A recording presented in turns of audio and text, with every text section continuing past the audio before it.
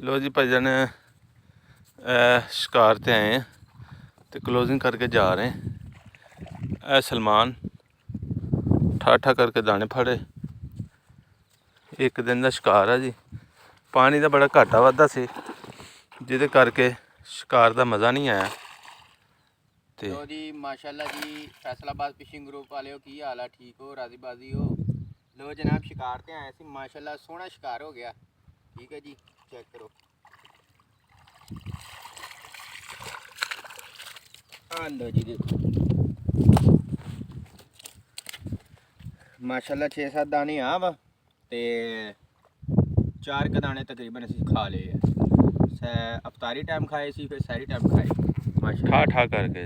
मैं और दस्तगीर बाकी साडा क्लोजिंग हो रही है। चेक करो इंशाल्लाह जो कोई हुण अगे नैक्सट अपडेट होएगी तुहानूं भी देंगे इंशाल्लाह। ओके जी।